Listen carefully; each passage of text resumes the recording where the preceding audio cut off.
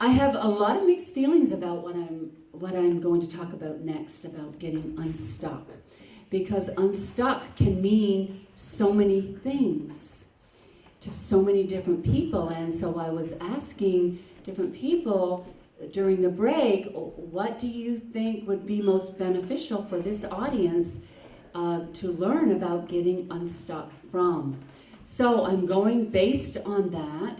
I am going to talk about some things that you may find helpful if you're finding yourself in a stuck position. Now, what is a stuck position? A stuck position is feeling a strong sense of content when you know you want something different and you feel a strong inner sense that something should be different in your life. Usually it involves not following your life's purpose or your life's passion and trying to kind of sweep it under the carpet. Not keeping the sense of peace that you'd like to have in your life. Staying in a relationship that's toxic or that's destructive to your health. Staying in a job that you absolutely hate to go to every day. Staying in a mental state of some sort, whatever that be, whether it be depression, anxiety, grief, staying in that stuck state and just not knowing how to get unstuck. One of the fastest ways to get unstuck from anything is to realize that with the exception of staying in a mental state that is not helpful to us, all of the other ones we stay stuck in because of fear. And fear, F-E-A-R, stands for false evidence of appearing real. And it feels so real. Last night at the graduation, I even held up a $50 bill and I said to the graduates, okay, now what do you need to do to get that? Well, they knew what they needed to do to get it. They knew they had to come up on stage and I would give them the $50. They almost had to push them out of the chair, one guy, to come up there and do it. They were stuck in fear in their chair, and I would have had to ask them, what is the worst that could happen? Somebody would see you. You might fall on the way up, but that's unlikely for a 17-year-old. And so you can see how fear is demobilizing. It immobilizes us. It keeps us stuck. And most of the time we just think, oh, that's the truth. We think that fear is the truth. Especially, I remember when I moved from the Annapolis Valley to Florida to go to get my doctorate there. I was so absolutely fearful of switching planes in Montreal. I was so ridden with anxiety, it's absolutely a wonder that I got on the right plane. And I had my cat with me, and I was pretty much stuck. I wasn't fearful about moving to a new country, I was fearful about getting on the right plane. And when you think about it, there's all the signs, there's all the people to help you. It's not rational to have that much fear, maybe a little bit of angst, but to have that much fear and to keep me so immobilized. But what you can do is feel the fear and do it anyway. You are rewiring your brain every time you feel fear and do it anyway. Especially if your heart is telling you to do it, you're literally rewiring your brain. Your brain is called neuroplasticity, and you're actually developing new neural pathways in your brain when you do that. So fear typically keeps us stuck in most situations. For example, if I'm in a bad relationship, the thoughts that I would have would be, you're not worthy. You won't make it on your own. Suppose you get sick, who's going to take care of you? How will you support yourself? Nobody will love you. I mean, these are the thoughts that go through our mind when we get in a fearful state. And these fearful thoughts keep us stuck. And what you need to do, or I needed to do, and we all need to do, is forge forward despite the fear. It doesn't mean we have to go like raging bulls forward. We can tiptoe forward. We can tiptoe forward despite the fear. We need to be very mindful of our thought processes, of our thoughts, our fearful thoughts that we have.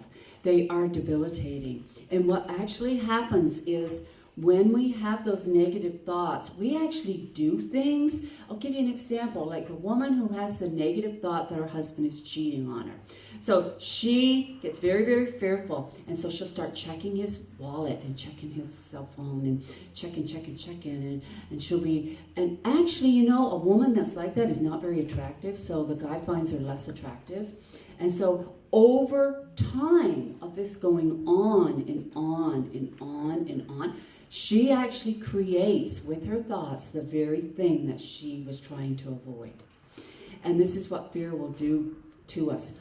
We absolutely need to harness in our thoughts, gear them towards the positive so that we can create positive things in our life. This goes for our relationships, this goes for our children, it goes for the people that we work with, it goes in every situation. We all have a personal script in life. It's an unwritten script, like a movie script, and we all have one. And oftentimes we're not aware of what our script is in life. And in our script, we have some very core beliefs that all of our other beliefs branch off from.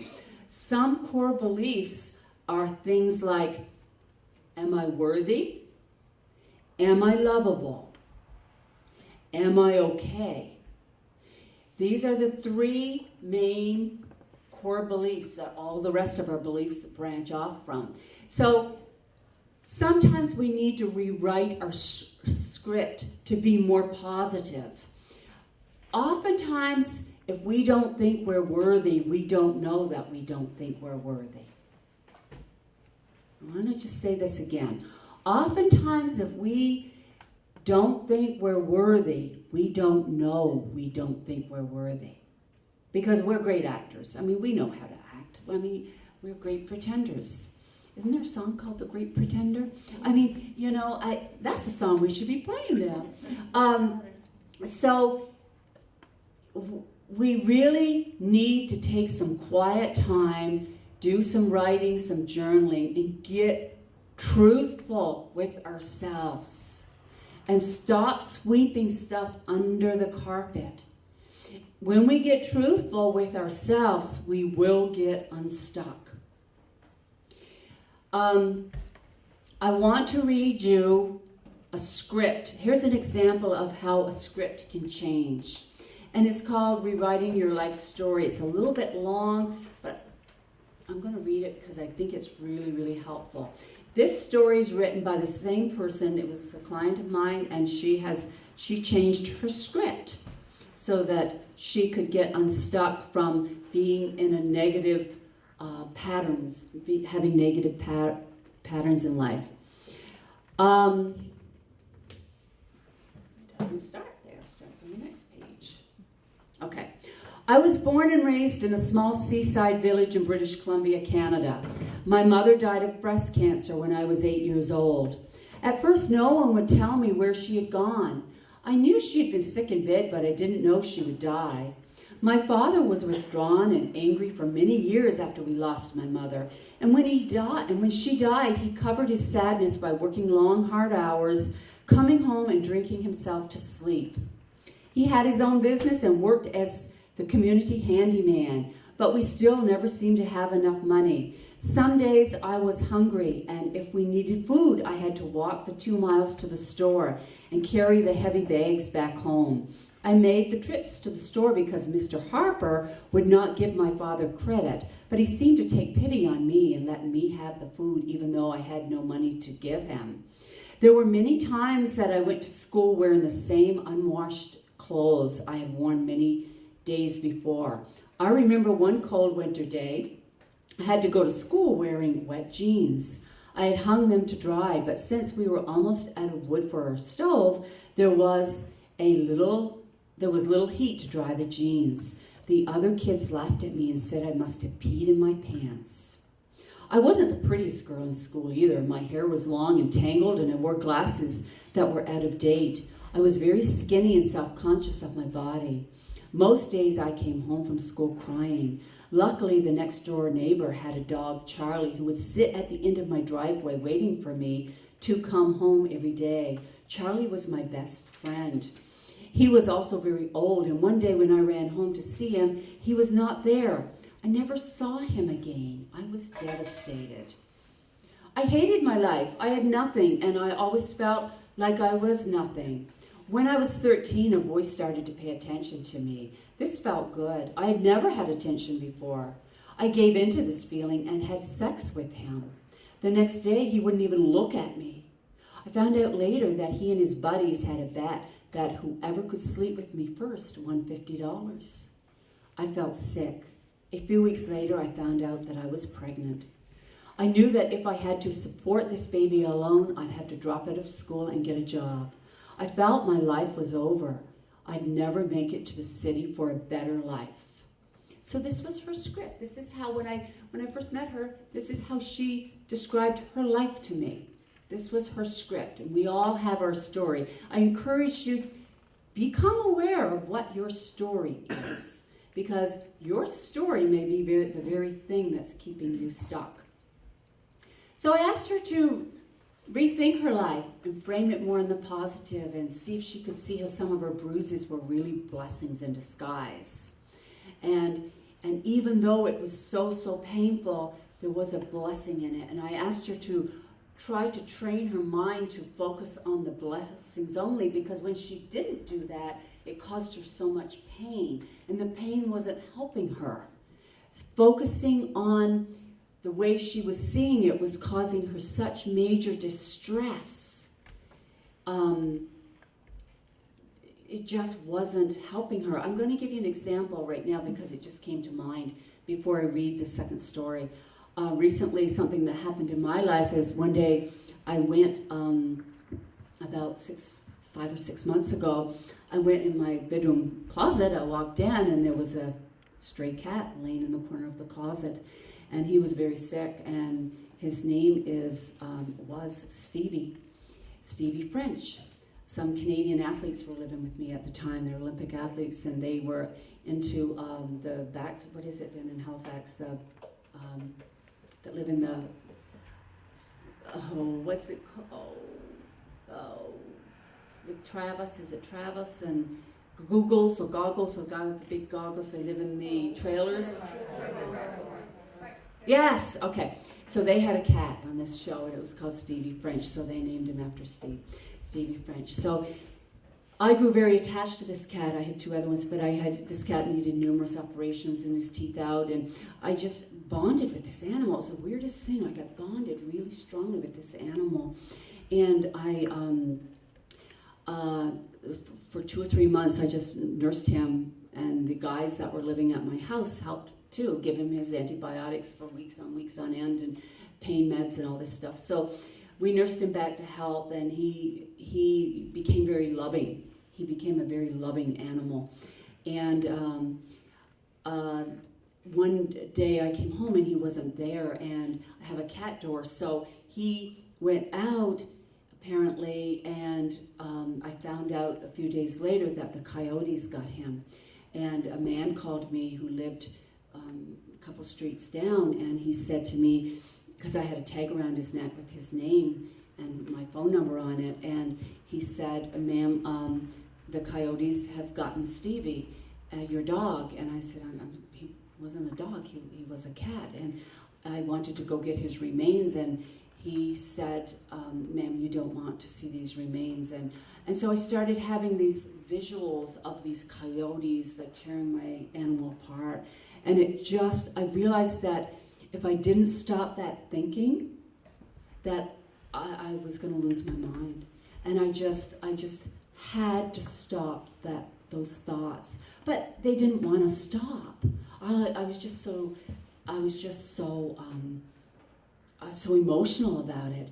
And so then I started to think about how so many people, I talked with people, and they said that, you know, when people die, people that have died and then come back, like on the operating table and whatever, they say that death is such a peaceful experience. And a friend of mine in Florida, she said, Wendy, he left his body long before they started ripping and tearing. And it is a very, very peaceful experience. And that gave me great peace to think like that. And so that's how I trained my mind to think about this situation such that I can talk about it now without crying. And I just keep saying and thinking, he was in peace. And people that have died, and even children will tell you this, that they've died, and you know, they talk about the peaceful feeling that they experience. It's beyond our comprehension.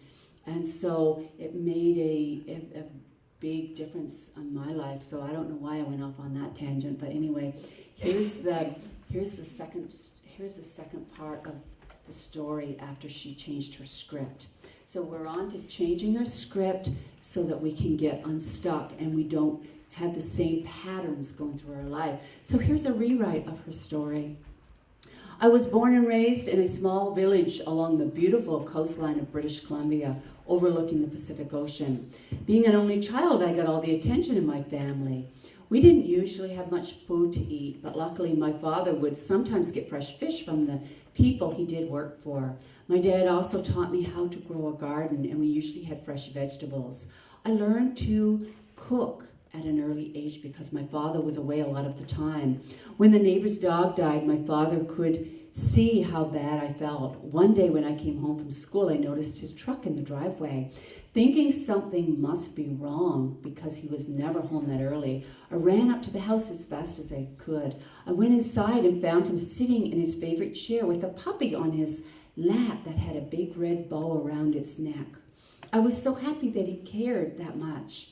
I had a new best friend, and I named him Duke. Now I had a reason to go outside and play. I also learned to swim after I took Duke to the beach and realized he liked to swim. One year for Easter, my grandmother bought me a new pair of shoes. I remember I was in grade 6. I felt so proud when my teacher told me that my new shoes were beautiful, but not as beautiful as me. She was very kind to me. Some days, if it was raining outside, she would give me a ride home. One day, as I was getting out of her car, she said, "Here, I have something for you." It was a newspaper clipping about my mother who had saved a little boy's life many years ago when I was just a toddler. The little boy was her son. I was beginning to understand why she was so nice to me. As a young teen, I dropped out of school and got a job in a local grocery store to save some money so I could provide for my baby that was soon due. At the time, I thought that my life was over. What was I ever going to do, and how was I ever going to make my dream of moving to the city happen? Once Shelley was born, I realized that I had a new lease on life. Shelley taught me to love again. She gave me hope. I knew eventually we would both be living in a beautiful city. So, do you see the difference in tone of those? Same person, same life. Do you see the difference in tone and life script? How she conceptualized her life? She started to see that some of the bad things were actually blessings in disguise that she couldn't see at the time. And she started focusing more on the positive things in her life. I remember when I was changing my life script, I remember, really thinking hard about a lot of positive things in my life. And all that would come would be the negative things and the things that I remembered that I didn't like. And one of the things that came to mind that I'd totally forgotten about when I started to change my script was I remember as a little girl, and I know, Anne, I told you this before. I remember as a little girl, one day, Anne, you took me to Sunday school, and that little church in the corner and up by I don't know what church it is, Central. but in, what's that? Central. Central. And on the way home, Cena and Cliff, yes, they gave me a ride home, and I was sitting in the back, and I remember actually, Cena was driving, and I remember her looking in the mirror, and I think me and Ronnie were in the back seat. I don't know if you were there, Ann, or not. You must have been, but I remember her saying, "Oh, what good children. What a pretty little girl." I honestly thought I didn't know what to think. It actually was quite embarrassing. I hadn't heard that. I just hadn't heard that sort of thing. And that was hugely impactful on my life, her saying that. She would never have no idea how impactful that was.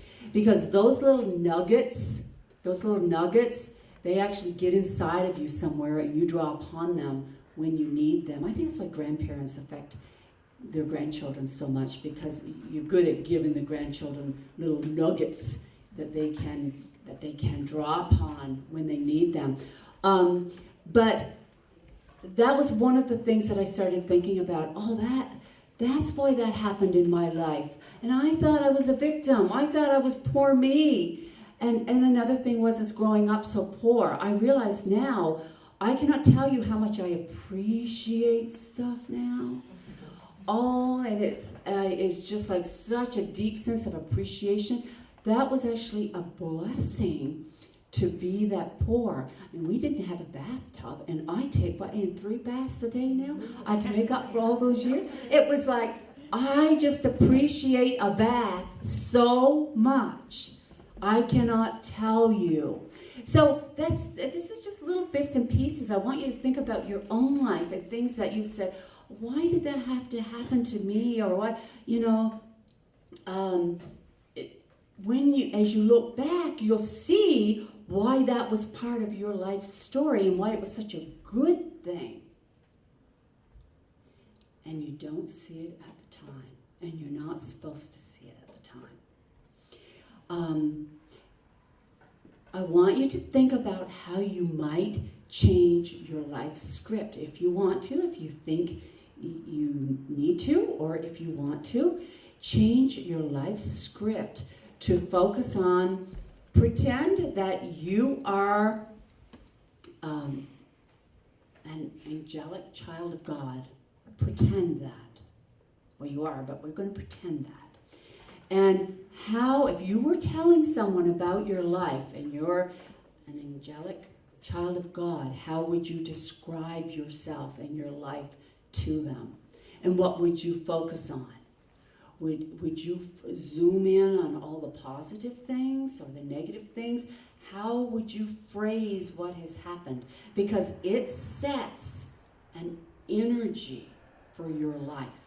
It sets a personal frequency or vibration to your life, which guides your life the rest of the way through your life. So that's why it's so important to have a positive script for your life. I want you to think about something that made you very, very happy.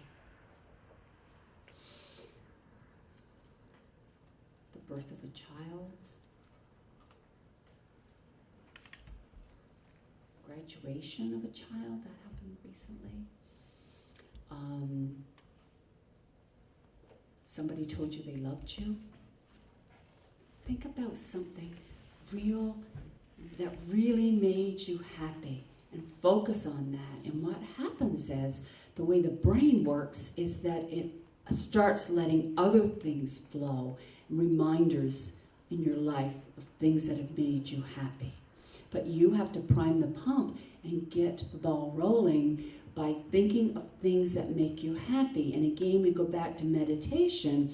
Meditation is so beneficial because what it does is it stops that constant flow of mostly negative thoughts that we all have. We have mostly negative thoughts. If we have 70,000 a day, think how many positive thoughts you have a day. What, some people say 20. Some people say they might have 100. And so you know how many are negative, so meditation stops it. puts a gap in the thoughts and allows room for new pathways to start branching out. And that's what we need to do. We need to stop our thoughts. Even though our thoughts seem like they're so important, because we're taught that our brain is very important, and it is. But it's only important if we have positive thoughts in it. And so we need to constantly monitor our thoughts, observe. As I'm up here talking, I'm thinking a ton of negative thoughts, and I'm observing them. I'm observing my own thoughts as I'm talking, and I'm not reacting to the negative thoughts. And that's a brain trait. You train your brain to do that. And when you do that, you are giving your family such a gift in addition to yourself. Imagine what you can do for your kids if they see you doing this. And your parents, our parents grew up under more stress than we did, so they have more negative thoughts than we do. So, and the best thing you can give your every parent wants their child to be happy, so the best thing you can give them is to be happy. And every child wants their parents to be happy, so the best thing we can give our children is to be happy. And grandchildren even like their grandparents to be happy. Think back when you were a child and you were with your grandparents. Wasn't it kind of nice when they were happy? Or even remotely happy? I mean, and how different you felt when you were around them. And so that's the biggest gift that you can give anyone. Now, I'm switching gears here because we're going to talk about how to get unstuck. Getting unstuck. So, there's a lot of talk about moving out west. And is that a concern or an interest of anyone in this audience? I'm curious. Okay. It's a concern that so many people are having. Okay, yeah. Absolutely, absolutely.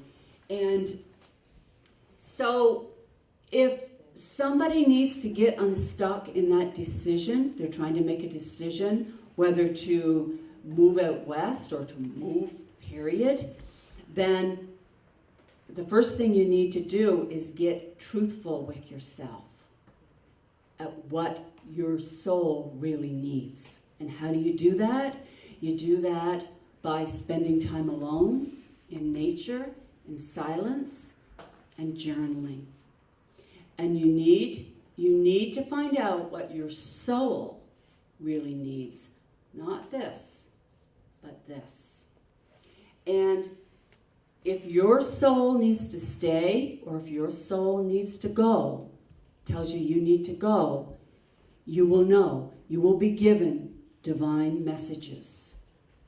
That is what happened to me. You're just given to things falling. Anything that's meant for you, it will just kind of fall right into place. It's not hard. Things just fall right into place. And you'll be given messages by overhearing other people at the grocery store. You'll be given messages by hearing, if you listen to talk radio, somebody will be talking about something, and it will hit you right at a time when your heart is open to hear it. And you'll be given divine messages if you go to the bookstore, and for me, it was like something like a book would fall off the shelf that I needed to read, so I would just kind of open it and skim through it and say, okay, what's on my mind right now? And you're given messages. You are not alone in your journey. You need to ask to be given more awareness of your messages.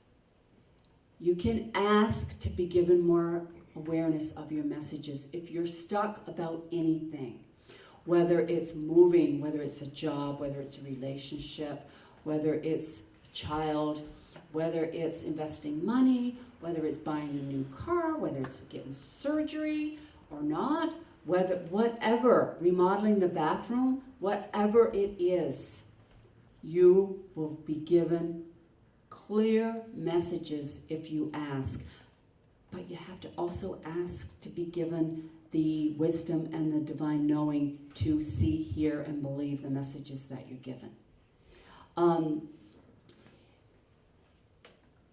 Again, I go back to most of us are stuck because we get scared.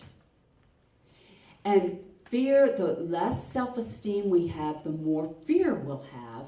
And the more fear we have, the less self-esteem we have. So it's the chicken and the egg thing going on. You don't know which comes first, the fear or the low self-esteem. Because people with higher self-esteem, they will fear the fear and do it anyway if they know it's best for the highest good. Fear is debilitating.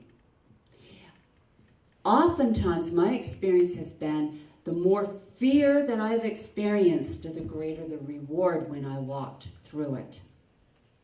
How many of you watched the guy walking the Grand Canyon on that wire? Okay. He walked across the Grand Canyon on a wire, high up. He was carrying a pole. He was praying the whole way across. His family was on the other side, and he had children. He was about, 35 or so? And he walked for 20 minutes. It took him 1.5 miles, I think, across that. And he just walked like this. And he protected himself from fear by constantly speaking positive thoughts.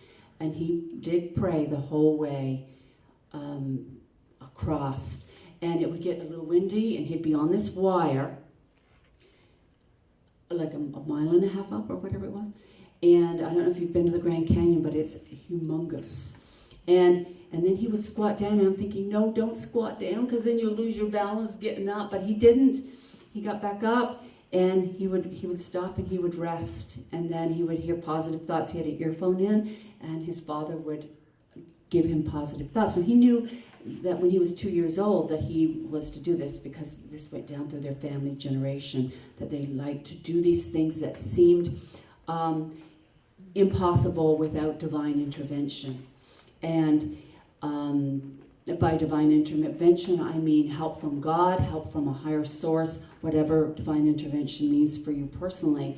And he did make it to the other side, Joel Osteen, and he said a prayer before they left. Before he got on the wire.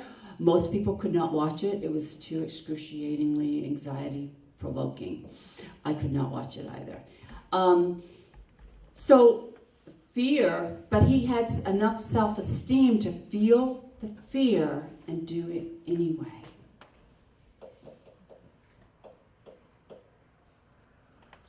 And the very thing that you want the most is on the other side of fear. It's on the other side of fear. And you might say, well, I'm content where I am. I like to stay right in my comfort zone. And, I don't have to experience that horrible anxiety if I don't do anything different, and if I just stay right where I am. And that's okay, too. There is absolutely nothing wrong with that.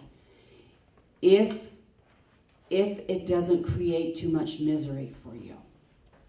It's everyone's personal choice. Whatever anyone's personal choice is their journey. And we all know what's best for her, but what's best for ourselves. But what I'm encouraging you to do is to recognize what fear is. It's a human emotion that triggers a whole array of negative thoughts that are not true, that sends your whole body into a panic state. The adrenaline is flowing, and it's hard to get out of that loop.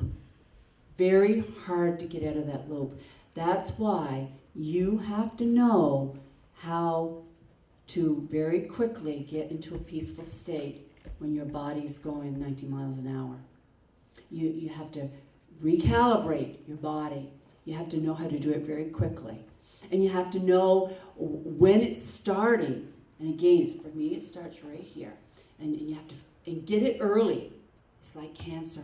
You need to get it early. So what you do is as soon as you start to feel the fear, nip it in the butt early. Don't let it get rampant. Don't let it have control and reign of your mind and your thoughts and your emotions. One of the things that was very helpful for me in getting over a lot of my fears was realizing that I wasn't in charge. I mean, that was big for me. And I still struggle with it. It's never an ending journey. We just try to get better at it.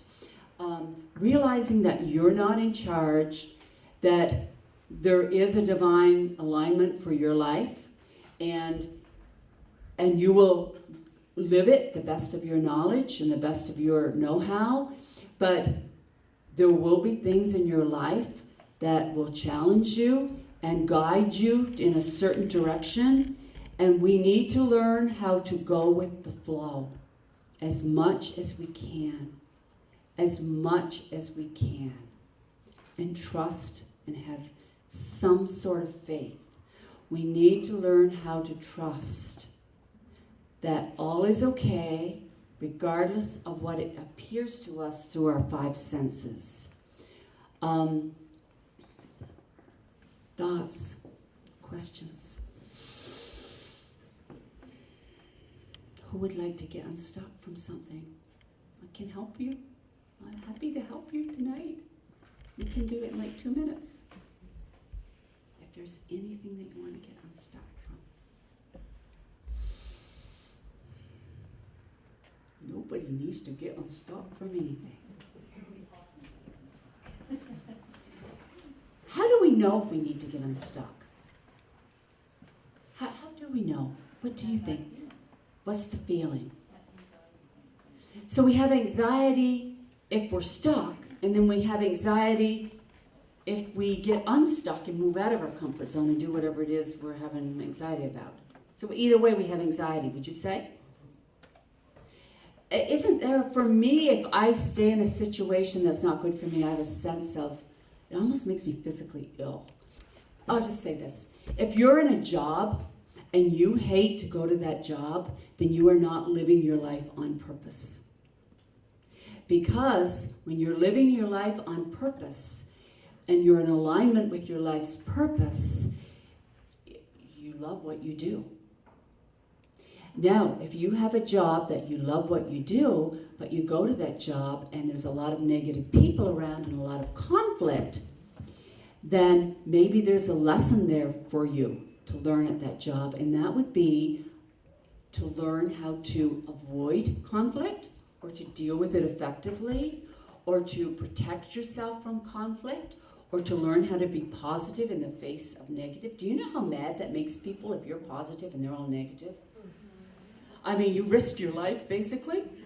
But, and again, there's whatever, if you like your job but not the situation, there's a huge lesson there for you. To learn, to allow you to grow and evolve. If you're in a relationship, and so if you're in a relationship and you love them but you don't think they love you, it's like hugging a cactus. And I know what hugging a cactus is like, and it hurts a lot. And so why would we continue to try to get love out of a turnip? Why would we do that?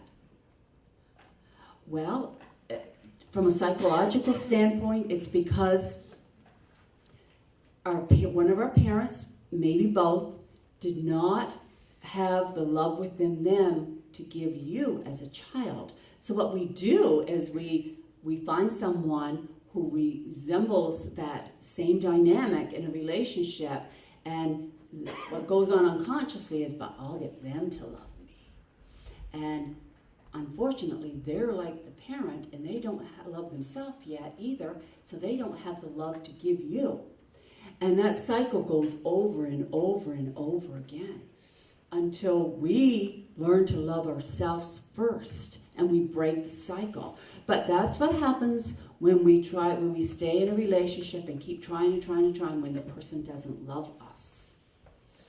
And they harm us actually drastically over and over and over again for many, many years, as long as we're willing to take it. And not only does it harm us, it harms those that see it around us.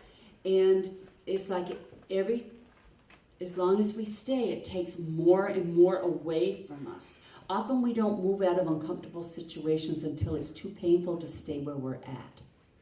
whatever that is, a job, a relationship, or whatever.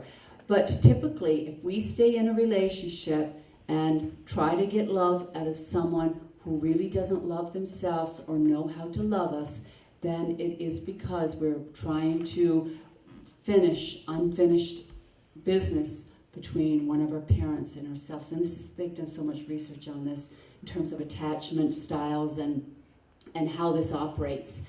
The key is to be aware of what we're doing. Once we're aware of what we're doing, then we can take the step. And the step is to start doing things we love, building our self-esteem, living our life for us, and having a sense of self, not trying to have an empty hole within ourselves, trying to be filled by the love and attention of others. And then we develop a healthy relationship rather than a codependent relationship. The most absolute important thing in life is to have a good sense of who you are and to love your own soul. And think of your soul as the little girl, the pictures, if you've got baby pictures, sometimes I'll get a baby picture of myself when I was about a year, and I'll look at that and I was thinking, oh gosh, oh, and I know you do the same thing. When you look at your baby pictures of yourself, you were so innocent and you were just thrown into this world and expected to sink or swim, and if you can think of your soul as that baby picture. That's what I do. That's what helps me. And just cherish and nurture your own soul. And you don't have to hurt other people in doing that. You actually, by doing that, they won't like it at first, but in doing that, you will actually teach them how to do that too. Now, mind you, you will get a lot of resistance. And in some cases, you may get ostracized from the family. I mean, you just may, because it's just not acceptable. And it depends upon what your family dynamics are like. But,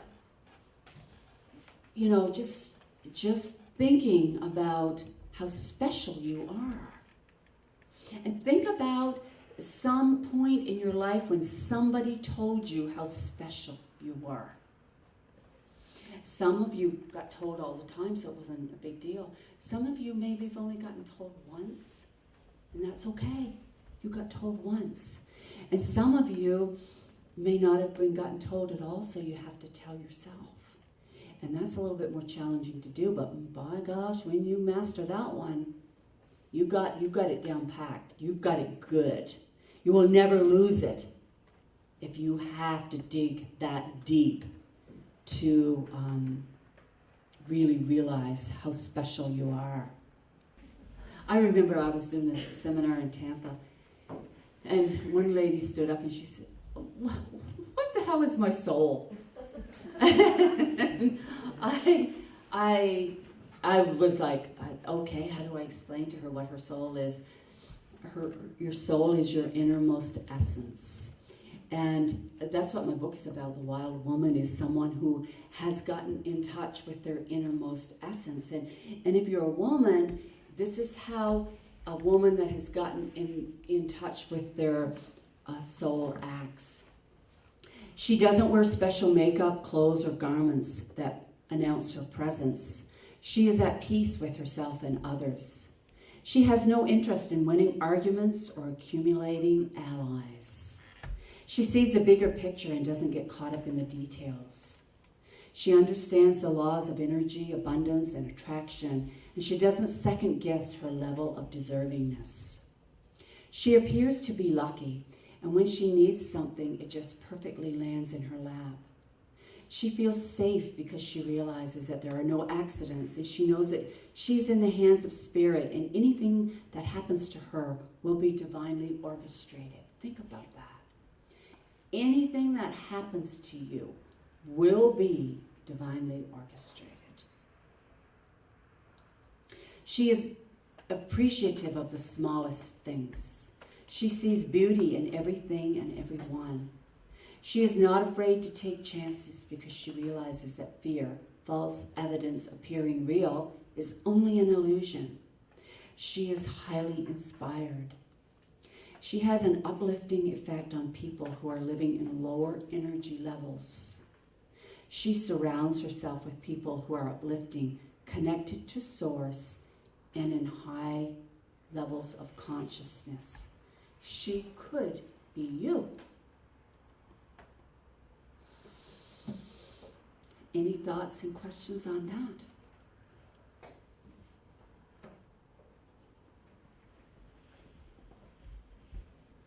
So we were talking just a moment ago about how you know if you're stuck. And Lynette? Pardon me? Lisette. You said you just feel it when you're stuck. And I would like to ask you, what are some other reasons, what are some other signs that you might be stuck? And by... When you're repeating the same stuff every day, and you're not, you know you don't like it, but you keep. Yeah. Can you, any example? Well, you get up, you have your coffee, you drag your butt to get the kids to school, you come back home, you do your housework, you cook his supper, you comes home, he eats it, the kids come home, and, you know, and then everybody goes to bed and you do the same thing the next day. And you just feel like you want something more, but you're just still doing the same thing. Key word, something more. You just feel like there's something more. And that's your soul speaking to you, telling you that there's something more. Doesn't mean you radically go do something radical, because typically we often do that, and I've done that before, and that's always backfired. It's about like kind of taking steps, trying to get quiet time to get clarity on what that something more might look like. What might that look like? If you have an illness, the doctor can't find a reason, it's your body screaming at you. What our mind won't tolerate, our body takes on. And I'm basing this on mega research that has been done on the mind-body connection. This is what I'm talking about in Shelburne. How our mind, when we don't pay attention to what our bodies and minds and spirit needs, we will get sick. I do want to ask one last time if there's any questions or thoughts, ideas, anything that you've experienced. How much success or ease is it to make those changes based on age or finances? Okay. I think we limit ourselves by thinking that age makes a difference, because we have ourselves talked into that when we get older we get tired easier, and so our brain does what our body does, whatever our brain tells us. So if we tell ourselves as we age we're going to get old, we're going to get tired easier, we will get tired easier. And of course there's a biological, physical part of that, that maybe we do get a little bit tired easier, but not to the extent if we continually tell ourselves that we're going to get tired easier as we age. So I think of Louise Hay, who wanted to learn how to play the piano, and she started at age 80. And she started ballroom dancing at 82, I think. And it's all in our mindset, making changes. Actually, it's more liberating the older we are. It is more liberating. In terms of finances, here's what my experience has been. My experience has been, once I follow my soul's mission, the money comes. It's like a universal reward or divine reward. It defies logic, so it doesn't make sense to us, and it's hard for us to trust something like that. But if we follow our life's mission and basically do what we're supposed to be doing, you will have all the money and support that you need. You might not see how it's going to come about. It's sort of like that woman in Ontario wrote a book called Take the Step, the Bridge Will Be There. And it's sort of like that. I think of when I moved to Florida, and had very little money and no credit and no car and no place to live and just no job. I couldn't work there. And just how it's almost like angels were planted in my path to help. We don't do this alone. And the angels were in the form of people and bank loan managers and just amazing things. I could go on to be here all night if I started telling you all the magical things that would happen, that happened once you take that step. So when you say finances, I think that if it's meant to be, the money will come in ways that you may or may not expect. And in terms of age, were you thinking of energy when you said age? No, more comfort, I suppose. Okay. You know, for people making those changes, you think, yes. it's easier for someone younger. And we tell ourselves that we do tell ourselves that, and it may be easier for someone younger. However, it's not impossible for someone older either. As a matter of fact, because you have the wisdom, it's actually a little bit easier. It's all whatever we tell ourselves. Excuse me, if we tell ourselves that it's going to be a difficult transition, it will be a difficult transition. If we tell ourselves that change is going to be easy, whether it be losing weight, whether it be moving to a new location, whatever it is, it will run smoothly. A lot of it is what we tell ourselves. Your inspiration that sent you back to school? After I was divorced and I was living in Barrington, I was working at the Shelburne Vocational School. And I got to, I was single and raising 2 kids, and I got to give everybody their paycheck every 2 weeks, I guess it was. And I realized that their paycheck was 2 or 3 times bigger than mine. And I used to have to record the paychecks in the book at the vocational school. And I was struggling so, and I had this inner feeling, as you said, that there's got to be something more than coming home looking after. There's got to be something more. What is it I'm supposed to be doing? And so I realized, well, something more that would help me would be having at least enough money to live off of, which I didn't have at that time. I wasn't making enough to live off of. And unfortunately, I had to go even further backwards financially before I went forward. And trust me, I went way back to the point where I ended up selling my car at one point to pay the electric bill when I was living in the valley going to Acadia University. And then biking through the snowbanks to get to the university for a long while. And my inspiration was, I know there has to be something more. And then when I got to university, I was just so taken with psychology and how people's minds dictate their life, and why do some people have good lives and other people don't, and went on and on and on. And it was just I never really read a whole book before I'd gone to university. So I get my first psychology book, and it's like that thick. And I remember a friend told me, he said, you know, Wendy, you read that book like you eat an apple, one bite at a time. And I did very well. And you know, when you're on the right path, you get people just help you, and things help you. And so you get scholarships and things. I had no clue how I was ever going to even get through 1 year of university, let alone only 4 years, and then go on and do 2 more at Acadia, and then go to Florida for 4 more.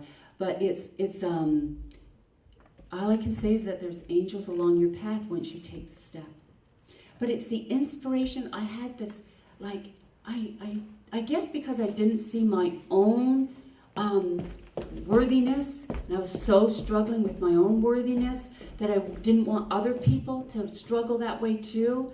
And then when I started seeing patients, after I started getting in practice through my internships, I realized that everybody was struggling with the same thing, an inner sense of unworthiness, whether it was conscious or not. And I just want people so badly to see how special they are, and to see how unique they are, and to see how all the negative lies that they have been told about themselves are not true. They are not true. And that was just like in my DNA, and come hell or high water, I was going to manage that.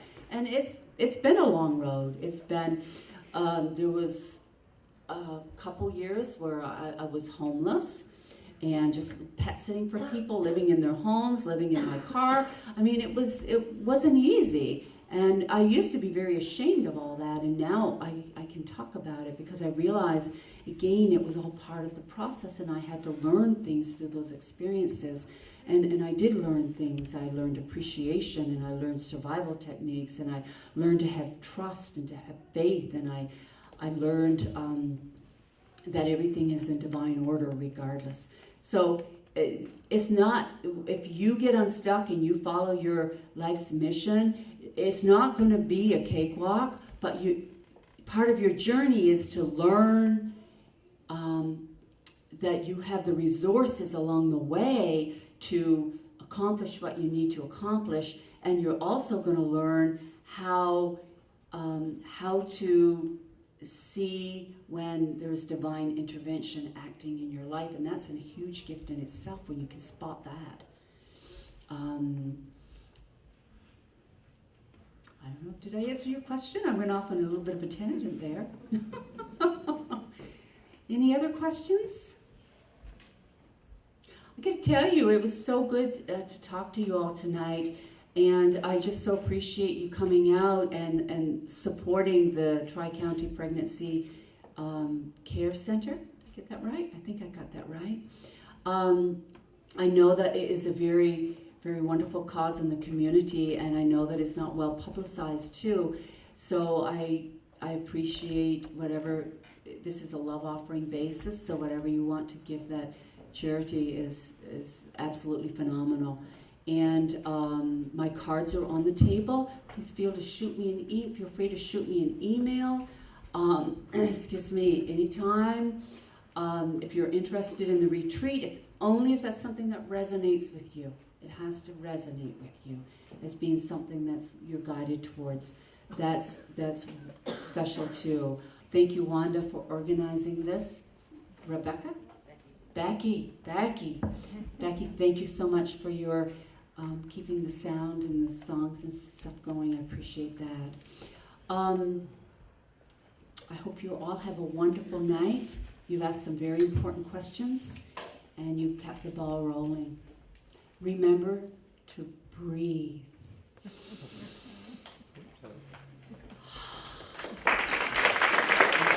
Thank you. Thank you.